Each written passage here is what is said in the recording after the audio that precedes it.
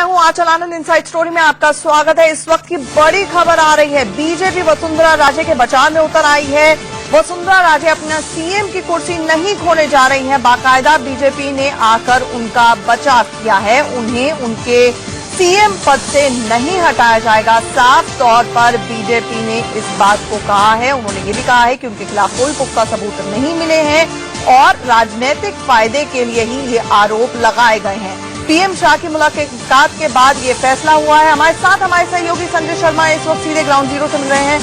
संजय, पिछले 2 दिन से आनाकानी हो रही थी, वसुंधरा राजे को छोड़ दिया गया था कि अपना बचाव खुद करे। अब जब अचानक से बीजेपी उनके बचाव में उतरी है, क्या कुछ अपडेट और तथ्य आपके पास मिल पाए?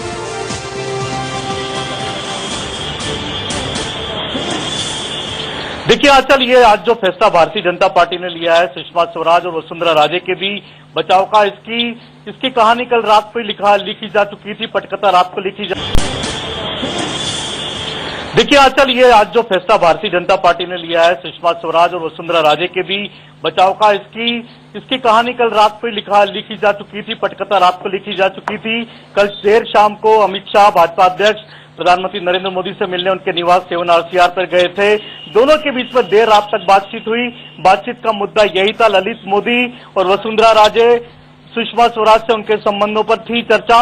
वहीं पर अरुण जेटली को बुला लिया गया था, राजनाथ सिंह से चर्चा की थी फोन पर, और वहीं पर पटकथा लिख ली गई थी कि बीजेपी किसी भी हालत में दोनों का बचाव करेगी। वसुंधरा राजे से भी फोन पर बातचीत कर ली गई थी और उसके बाद में फिर बीजेपी आज खुलकर बचाव में सामने आई है। वसुंधरा राजे के भी सुषमा स्वराज का बचाव पहले से बीजेपी करने लगी थी, लेकिन अब पूरी तरह से बीजेपी ने तय किया कि इस मुद्दे पर बीजेपी राजनीतिक लड़ाई लड़ेगी अपने विपक्षी दलों के साथ में। विपक्षी दलों का एक ऐसा कोई नेता नहीं है, उनके बच्चों भी ऐसे नहीं है जिनके कि कारपोरेट घराने से कोई संबंध ना हो या किसी बिजनेस में वो लोग लिप्त ना हो। तो बीजेपी अब पूरी तरह से राजनीतिक लड़ाई लड़ने जा रही है। वसुंधरा राजे को और सुषमा स्वराज दोनों को बचाने का फैसला कर लिया है। बीजेपी को लगता था कि अगर वसुंधरा राजे को शहीद करते हैं तो देर सवेर सुषमा स्वराज से भी इस्तीफा कराना पड़ेगा और उसके बाद में फिर मोदी सरकार पर लगातार प्रेशर बढ़ता जाएगा और सरकार के लिए फिर देर सवेर बड़ी फजीयत खड़ी हो सकती थी। नरेंद्र मोदी सरकार ठीक है संजय, मैं आपके पास आऊंगी। इसके एनालिसिस के लिए हम सीधे हमारे साथ न्यूज रूम में हमारे एडिटर इन चीफ दीपक चौरसिया जुड़ रहे हैं, उनके पास जाना चाहूंगी। दीपक, लगातार 2-3 दिन से बवाल मचा हुआ था। वसुंधरा राजे को डिफेंड करने तक उनके प्रवक्ता नहीं आ रहे थे, बीजेपी ने प्रवक्ताओं को हिदायत देती थी। इसके बाद जो आज ये यू टर्न होता है, क्या बीजेपी ने सोच समझकर ये फैसला लिया है और मानसून सत्र आगे खड़ा हुआ है? क्या कुछ उनके जहन में इस वक्त है जिसके बाद वसुंधरा राजे को डिफेंड करने का फैसला लिया गया? आंचल, देखिए, बीजेपी के पास इसके अलावा कोई विकल्प नहीं था, चूंकि बीजेपी के तमाम बड़े नेता एक साथ नहीं बैठे थे और कल जब एक साथ बैठक हुई तो इसके प्रोज और कॉन्स दोनों पर विचार किया गया। जो सबसे बड़ा कारण रहा वो ये रहा कि अगर वसुंधरा राजे सिंधिया का विकेट गिराया जाता है, जो सबसे आसान काम था भारतीय जनता पार्टी के लिए, उसके बाद सुषमा स्वराज को किस आधार पर बचाया जाएगा। वसुंधरा राजे सिंधिया ने एक विटनेस स्टेटमेंट दिया है, दुष्यंत सिंह की कंपनी के साथ ललित मोदी की ड्यूबियस डीलिंग्स हैं, काले धन को अपने घर में लाने का आरोप उन पर लग रहा है, उस पर सफाई दी है भारतीय जनता पार्टी ने पहली बार। उनकी सफाई में बहुत ज्यादा वजन नहीं है, लेकिन इसके बावजूद बीजेपी ने एक चेहरा रखने की कोशिश की है कि हम वसुंधरा के बचाव में सामने आए हैं। ऐसा बीजेपी को इसलिए करना पड़ा है क्योंकि सुषमा के लिए एक मानवता के आधार पर काम करने का स्टैंड वो ले चुके हैं। वसुंधरा के लिए भी एक स्टैंड उनको लेना था। सवाल यह है कि अगर एक विकेट वो डाउन कराते हैं तो सुषमा के लिए भी दूसरा सवाल खड़ा हो जाएगा। इन तमाम पहलुओं को कल रात में अच्छे से एग्जामिन किया है प्रधानमंत्री नरेंद्र मोदी और बीजेपी अध्यक्ष अमित शाह ने। अगर सरकार इस मुद्दे पर 2 कदम पीछे हटती है, यानी अगर एक का इस्तीफा होता है, इसका मतलब बीजेपी और सरकार अपनी गलती को स्वीकारती है। बीजेपी इस मुद्दे पर ऑफेंसिव होने जा रही है। बीजेपी अब ऐसी कई सारी ड्यूबियस डीलिंग्स निकालेगी जो कांग्रेस और यूपीए से जुड़े लोगों की है। उनका तर्क ये होगा कि ललित मोदी का ये पूरा का पूरा स्कैंडल कब आया था? ये पूरा स्कैंडल 2009, 2010, 2008 का है, जब आईपीएल की शुरुआत हुई थी यूपीए के जमाने में। और यूपीए की जमाने की ये शुरुआत किसके अंडर में हुई थी? जब कांग्रेस के स्टालवर्ट नेता इसके अंदर जुड़े हुए थे। शशि थरूर उस वक्त एक्टिवली आईपीएल के अंदर एक्टिव थे, राजीव शुक्ला एक्टिव थे, साथ ही साथ यूपीए के सबसे ताकतवर नेता शरद पवार इससे सीधे सीधे जुड़े हुए थे। इन मुद्दों को उठाया जाएगा, उस वक्त के पेपर्स खंगाले जाएंगे तो यूपीए पर आक्रामक रहने की रणनीति और अपने नेताओं को बचाने की रणनीति, इस पर काम होगा। और ललित मोदी को अब नोटिस देने की तैयारी है, उनके खिलाफ रेड कॉर्नर नोटिस लेने की तैयारी है और संसद के मॉनसून सत्र से पहले ललित मोदी को चारों तरफ से घेरने की रणनीति सरकार ने बुन ली है। तो सरकार की रणनीति है वसुंधरा राजे और सुषमा स्वराज को बचाया जाए, ललित मोदी को घेरा जाए, यूपीए सरकार को घेरा जाए। तो इन तीन रणनीति पर सरकार काम करेगी। जहां तक वसुंधरा राजे का सवाल है, जहां तक सुषमा स्वराज का सवाल है, बड़ा साफ है कि अगर एक विकेट गिरेगा तो दूसरे विकेट को गिरना पड़ेगा। इसीलिए सरकार ने इस स्ट्रैटेजी पर काम करना शुरू किया है। दीपक और संजय, आप प्लीज हमारे साथ बने रहिए। सुधांशु त्रिवेदी ने अभी कुछ देर पहले क्या कुछ बयान दिया, पहले वो सुनते हैं, फिर चर्चा पर लौटते हैं। राष्ट्रीय अध्यक्ष बोल चुके हैं तो पार्टी का मत स्वतः प्रमाणित हो जाता है, ऑटोमेटिकली प्रूवन हो जाता है। उसके बाद गृह मंत्री और वित्त मंत्री दोनों बोल चुके हैं तो उस विषय पे कोई बोलने का और आगे औचित्य नहीं है। वसुंधरा जी के विषय के ऊपर हम ये स्पष्ट करना चाहते हैं कि उस संदर्भ में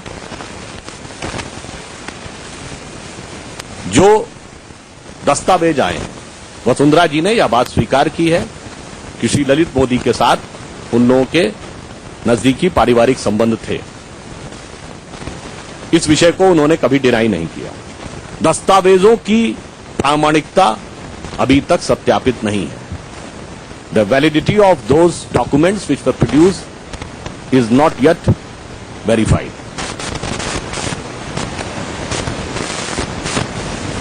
दूसरा, जो उनके पुत्र और भाजपा सांसद श्री दुष्यंत के कंपनी में निवेश का विषय है, तो यह कोई नया विषय नहीं है। ये सारे तथ्य इनकम टैक्स के रिटर्न में और सांसद का नामांकन भरते समय उनके हलफनामे में स्वतः स्पष्ट है। तो ये चीज पहले से ही पब्लिक डोमेन में, इसमें कोई नई चीज किसी ने लाया है, ऐसी कोई नई बात नहीं है। यहां तक कि इस विषय को उच्च न्यायालय के भी संज्ञान में लाया गया और उसने उसे विचारणीय नहीं माना। और अन्य आपको जो कोई बहुत डिटेल चाहिए होगा तो राजस्थान प्रदेश की भी प्रेस कॉन्फ्रेंस होगी आज, उसमें जानकारियां मिल सकती। अतः इन दोनों ही विषयों के ऊपर पार्टी का मत एकदम स्पष्ट है। तो दो बड़ी बातें यहां पर सुधांशु त्रिवेदी ने कही। उन्होंने कहा कि एक तो दुष्यंत सिंह का जहां तक मामला है तो आईटी रिटर्न्स में हाईकोर्ट के सामने ये सारे तथ्य पहले से ही उजागर हो चुके हैं, कोई नई बात नहीं है। उन्होंने कहा पब्लिक डोमेन में जानकारी है। और दूसरा, उन्होंने कहा वसुंधरा राजे खुद मान चुकी हैं कि उनके पारिवारिक संबंध रहे हैं, लेकिन साथ ही साथ जो डॉक्यूमेंट्स है उनकी वैलिडिटी एस्टैब्लिश नहीं कर पाए हैं। दीपक, एक बहुत ही प्राइमरी सवाल ये है कि आनंदपुर साहिब माना जा रहा था आज वसुंधरा राजे जाएंगी, लेकिन उसके बाद वो नहीं गई, तबियत खराब होने की बात आई। तो क्या ये प्रेशर टैक्टिक्स वसुंधरा के लेवल पर भी काम कर रहे थे? एक ये भी फैक्टर था कि फैसला लिया गया कि वसुंधरा को डिफेंड करना अब जरूरी हो गया है, या फिर एक बड़ी पिक्चर को देखते हुए बीजेपी ने फैसला लिया है कि इन दोनों के नाम सामने आए हैं, ललित मोदी की अपनी स्ट्रैटेजी और पॉलिटिक्स हो सकती है और कहीं विकेटें गिराने की मंशा भी हो सकती है उनकी? देखिए, दो बड़ी चीजें यहाँ पर आंचल आपने पूछी है। पहले सवाल का जवाब ये है कि आज अमित शाह नहीं चाहते थे कि वसुंधरा राजे सिंधिया उनके साथ डायस शेयर करें, और अमित शाह ये भी नहीं जताना चाहते थे कि वसुंधरा राजे सिंधिया आई हैं और वहां पर उनकी 1-to-1 बातचीत हुई है। वसुंधरा राजे सिंधिया के बारे में क्या डिसाइड हुआ है, मेरे ख्याल से कल रात में ही उनको एक कम्युनिकेट कर दिया गया था कि आपको अभी कोई घबराने की जरूरत नहीं है। वसुंधरा राजे सिंधिया बीजेपी के ऐसे नेताओं में से हैं जो प्रेस के सामने बहुत कम आती हैं, प्रेस के सामने बहुत कम बोलती हैं। तो इसीलिए उन्होंने पहले दिन जो बोला उसके बाद उन्होंने अपनी साइलेंस मेंटेन रखी है। जहां तक उनके बेटे के दुष्यंत का सवाल है तो वो इस वक्त विदेश के अंदर हैं और वो तो प्रेस के सामने, टीवी के सामने बिल्कुल ही नहीं आते हैं। उन्होंने अपना बयान देकर मामले में अपना पक्ष रखने की कोशिश की है। जो दूसरा सवाल आपने पूछा है कि क्या वसुंधरा ने किसी प्रेशर टैक्टिक्स का इस्तेमाल किया है? तो वसुंधरा का खेमा कल पूरी तरह से शांत था। उनकी तरफ से एक प्रेस कॉन्फ्रेंस हुई थी जो स्वास्थ्य मंत्री ने करी थी, लेकिन उसमें भी वो किसी भी तरह के तर्क देने में असफल रहे थे। उन्होंने वसुंधरा को डिफेंड नहीं किया था और सिर्फ इतना कहा था कि जो वसुंधरा ने कह दिया है वो काफी है, यानी उससे आगे का डिफेंस उनके पास वसुंधरा के लिए नहीं था। न तो विटनेस स्टेटमेंट पे कुछ कह पाए थे और न ही दुष्यंत की ड्यूबियस डीलिंग के बारे में वो कुछ कह पाए थे। वसुंधरा प्रेशर बनाने की कोशिश कर रही थी, लेकिन उनके विधायक जो है वो शांत और सुस्त बैठे हुए थे।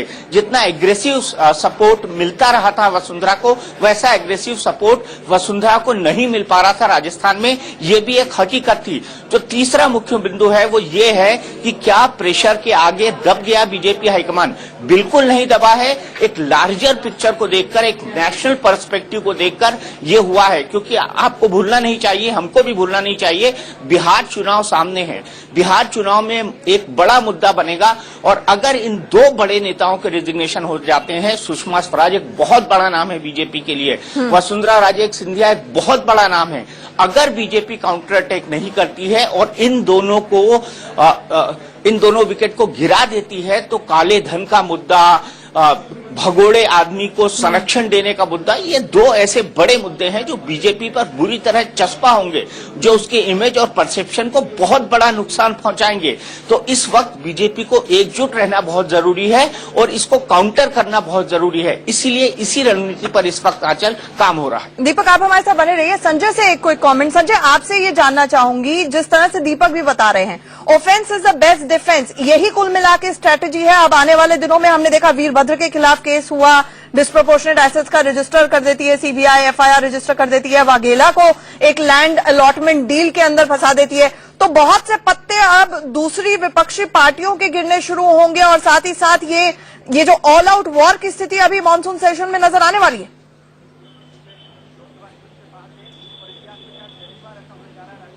जी हाँ, चल अगर आप प्रधानमंत्री नरेंद्र मोदी की वर्किंग स्टाइल को अगर आप देखें, ऑब्जर्व करें, तो गुजरात के मुख्यमंत्री रहते हुए भी उनकी यही स्टाइल थी। विरोधी दलों के आगे नरेंद्र मोदी कभी नहीं झुके, विरोधी दलों की बात कभी नहीं मानी, वो अपनी स्टाइल से आगे बढ़ते हैं और एग्रेसिव होकर के, अटैकिंग होकर के हमेशा खेलते रहे हैं। और यही स्टाइल है, यही प्रधानमंत्री बनने के बाद भी नरेंद्र मोदी उसी स्टाइल पर काम कर रहे हैं।